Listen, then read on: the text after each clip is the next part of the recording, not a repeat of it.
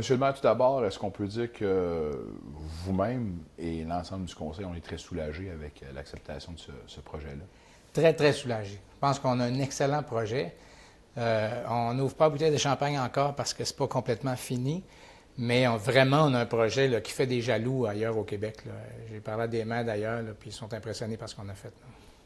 Il n'y a pas si longtemps, on était, quand on s'est parlé la dernière fois, on était dans un endroit inconnu. On disait beaucoup de si, de mais et tout ça. Il reste encore beaucoup de choses à faire, mais est-ce que là, on peut dire qu'on est rendu au point où on espère que on ait les premiers coups de marteau posés et on soit si près du but comme ça? On était à un cheveu d'avoir réglé notre affaire, puis je pense qu'on l'a réglé de la bonne façon. Ça a été, le choix du site a été difficile parce qu'il y a des gens qui sont attachés profondément au site actuel. Mais le nouveau site, pour moi, va garantir le succès économique de ça. Là. On est vraiment dans un pôle d'activité intéressant là, avec la Maison de la Culture, le centre sportif, le Rapibus, maintenant ça, le Cégep. Puis ce qu'on veut, c'est garder nos Olympiques pour 25 ans. Puis ce site-là est intéressant. On a un partenaire qui met de l'argent là-dedans. On sait qu'il y a des gens qui y tenaient beaucoup. Moi, le premier, là, ce que le secteur privé met de l'argent. Ils prennent des risques. Vraiment, le modèle d'affaires qu'on a là, pour le contribuable de Gatineau, là, il est excellent. Puis en plus, c'est du monde de hockey qui parle à du monde de hockey. Tu sais, les gens de VMSO, ils connaissent ça. Ils font affaire avec les Olympiques. Puis je pense qu'ensemble, ils vont être une bonne équipe pour l'avenir. Le site actuel de Gatineau, est-ce qu'on a considéré cet endroit-là ou est-ce que d'ores et déjà, on avait déjà établi que c'était... On l'a analysé de toutes sortes de façons. Puis il y a plein de facteurs. Tu sais, par exemple, le terrain de la Cité il était à vendre depuis 7-8 ans, personne ne voulait. C'est que c'est un terrain qui était... le privé n'aura pas investi là. Le site actuel de Gatineau, c'est l'inverse. C'est un site qui est stratégique, qui est vraiment intéressant, puis le privé pourrait faire quelque chose. Puis il vaut entre 10-15 millions. Là. C'est quand même... c'est bien de l'argent. Puis pour le centre-ville, l'Arena, là, n'a jamais revitalisé ce secteur-là. Là. C'est pas ça qui va revitaliser. C'est de l'institutionnel, du commercial, un peu de résidentiel. Ça fait que nous autres, d'ici quelques mois, on va présenter quelque chose. Mais oui, on l'a regardé sur toutes ses coutures parce que la pression était forte, notamment des gens de Hall qui disaient, bien, nous autres, on l'aime ce site-là, puis on veut le garder. Ça fait qu'on a fait une analyse en détail, mais vraiment, là, pour moi, la comparaison, il n'y a pas de show, comme on dit. Là, la Cité, c'est le meilleur endroit. Le modèle qu'on a retenu avec VMSO et tout ça, c'est-à-dire un complexe de plusieurs glaces, est-ce que pour vous, c'est maintenant le standard qui va permettre la survie d'une équipe junior dans différents marchés? Moi, je pense que oui. Je pense que ce qu'on a, c'est la combinaison des glaces, mais aussi le fait qu'il y a un privé qui investit. C'est eux qui prennent des risques s'il y a des dépassements de construction. On sait que dans l'ancien projet là, avec AEG, là, les gens de la Californie, eux autres, ils voulaient qu'on paye le déficit annuel s'il y avait des déficits de gestion. VMSO s'en occupe.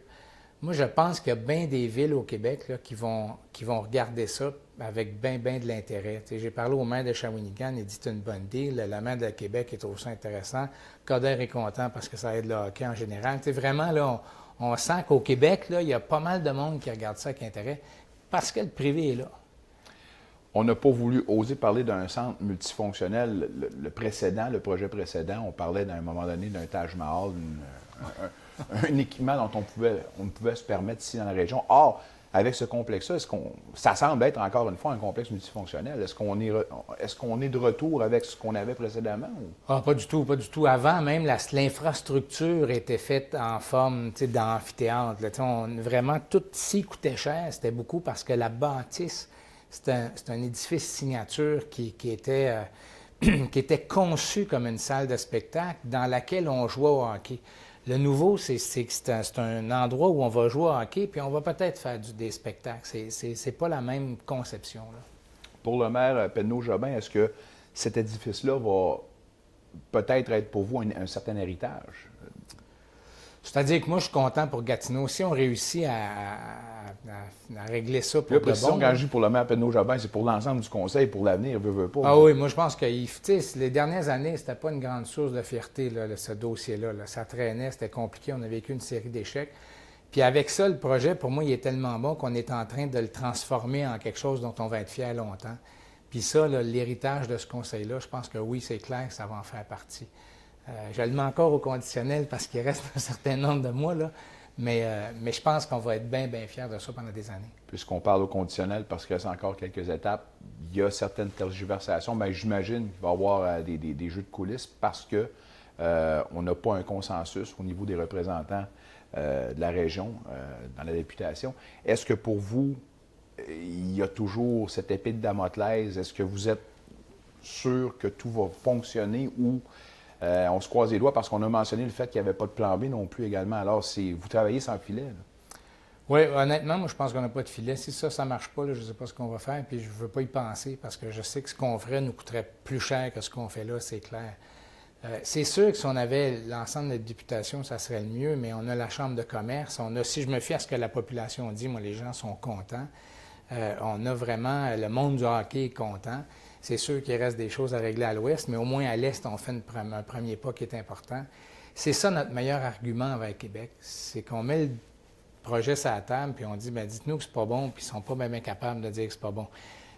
Le problème ou le défi, c'est vraiment le cadre légal. C'est si Gatineau fait ça, c'est quoi les conséquences sur d'autres villes qui voudraient faire ça? Ce genre d'entente-là, ça n'a pas toujours été des succès avec des OBNL ailleurs au Québec, là. Ça fait que je comprends que le ministre soit prudent, mais il ne faut pas que la prudence fasse échouer le projet, là.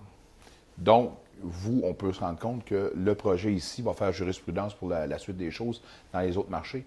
Donc, on pourrait voir peut-être l'influence de la ville de Gatineau sur ce qui va se passer ailleurs au Québec. Je pense que oui. Moi, c'est ce que M. Courteau m'a dit de la Ligue. C'est ce que M. Sancartier pense, là, qu'au Québec, mais même au Canada, les gens pourraient s'inspirer de ce modèle-là.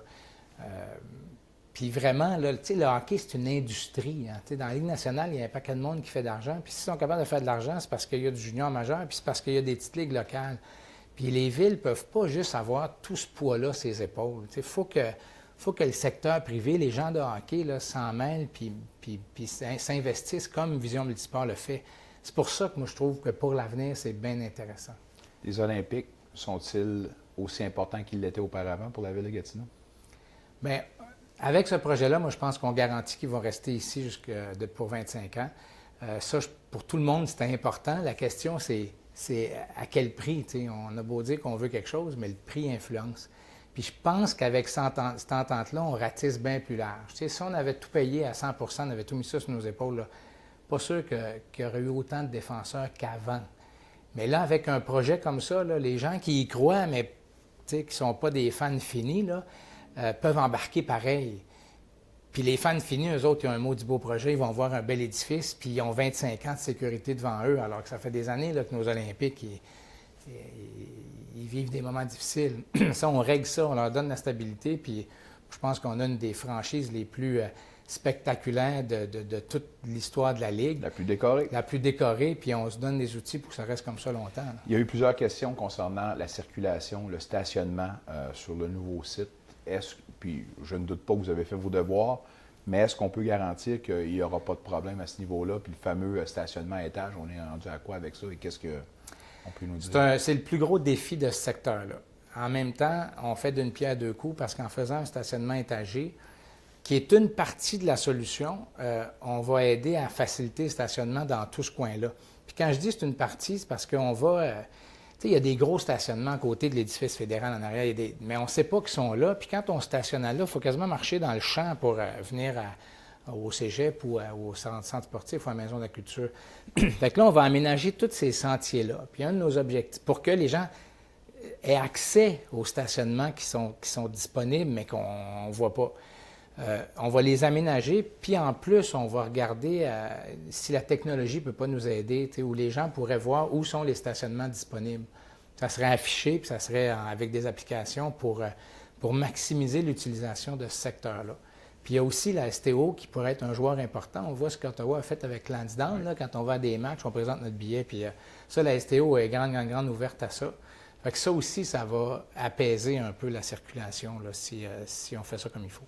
J'aimerais apporter quelques précisions sur l'actuel site de Gatineau, parce qu'à moins de me tromper, la famille qui a légué ce terrain-là à la ville, on devait avoir une connotation sociale ou sportive à ce niveau-là. Est-ce que ça, c'est réglé? Oui, ça avait été réglé. Il y a eu des négociations avec la famille, puis ça avait été réglé. Donc, pour vous, est-ce qu'on peut... C'est la ville qui appartient les terrains en ce moment? Oui. Qu'est-ce qu'on va faire avec ça maintenant? Vous allez rencontrer M. Légère? Je vais rencontrer M. Légère, M. Ouimet. Il y a bien des débats là-dedans. Là. C'est un site qui est stratégique, qui est intéressant. Puis ce qui est bien le fun, c'est qu'il nous appartient. Ça fait que quand tu as un terrain qui t'appartient, tu peux mettre toutes sortes de conditions en disant on le vend, mais voici le type de développement qu'on voudrait. On veut-tu de l'institutionnel, du résidentiel, du commercial? Moi, je ne suis pas sûr que les condos, ce soit une bonne idée. Là. Je suis plutôt d'accord avec M. Légère puis M. Ouimet là-dessus. C'est mieux d'attirer des familles. Mais il y a une grosse réflexion à faire avec les gens du quartier, avec les promoteurs. Ce n'est pas la ville qui construit, c'est qu'il faut qu'on mette quelque chose à la table qui pourrait attirer un peu. C'est pour ça qu'il y a de la discussion à avoir avant d'aller... mais en fait, j'allais dire avant d'aller trop vite, mais on veut aller vite aussi là, parce que c'est un terrain intéressant. Ça fait que ça, le service urbaniste a déjà commencé à plancher sur un processus de consultation, puis comment on réfléchit, puis avec qui. Là. On parle de 2020 pour les premiers coups de patin dans le nouvel amphithéâtre. Pour vous, la partie municipale est maintenant réglée. Tout est dans les mains du gouvernement. On attend. Quel est l'échéancier pour avoir une décision finale à ce niveau-là? C'est au plus tard, là, c'est en juin. Normalement, un projet de loi privé, en fait, presque tout le temps. C'est pour ça qu'on essaie de faire accélérer ça, mais c'est pas simple. C'est adopté en fin de session. Il y a une journée là, où tous les projets de loi passent un après l'autre, puis ça fait qu'au plus tard, c'est en juin. Nous, on essaie d'agir un peu plus vite parce que ça donnerait une petite marge de manœuvre avec VMSO, là, parce qu'eux ne peuvent pas commencer à dépenser plus d'argent qu'ils en ont déjà dépensé avant que ça soit canné. Là. Et donc, au plus tard en juin, au plus tôt, je ne sais pas. Là, on va le savoir vraiment dans les prochains jours, sinon dans les prochaines semaines, là, parce que le gouvernement va nous informer de comment il va traiter ça. Du moment que ça c'est accepté, le projet de loi privé, on peut espérer voir le début de la construction à quel moment? C'est 30 mois après que toutes les autorisations sont données. Ça fait que si on a un projet de loi privé, là, VMSO nous demande des permis de construction puis des choses comme ça. Ça fait que nous, on vise, par exemple, cet automne, où là, cet automne, toutes les autorisations seraient données. Après ça, on commence à calculer 30 mois. Après ça, on va avoir les premiers coups de marteau, puis la bâtisse, on l'espère. Ceci dit, ça ne fonctionne pas. Il y a toujours le scénario apocalyptique. Est-ce que là, on peut parler de la menace d'une équipe qui va disparaître, qui va pas exister? Moi, j'ai de la misère à dormir parce que j'essaie de livrer ce projet-là. Ça fait que penser à un scénario apocalyptique, là je ne dormirai plus jamais.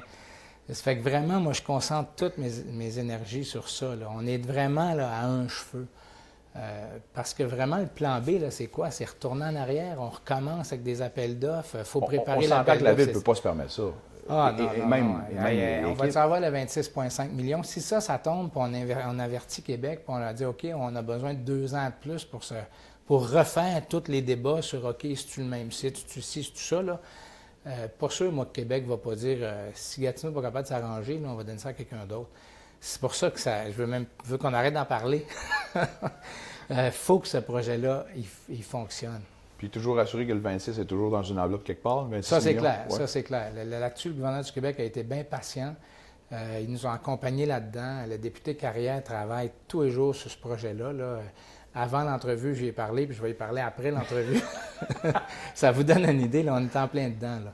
Ça fait que c'est pour ça que je ne veux pas parler de plan B. Là. Il y a trop d'ouvrages dans un excellent projet là, qui a été mis pour laisser tomber. Ça semble bien ficelé, c'est positif. On va vous féliciter, puis on espère qu'on va pouvoir se reparler dans une couple de mois pour les premières pelletées de terre sur le nouveau site. J'espère, moi aussi. Merci, M. le maire. Merci.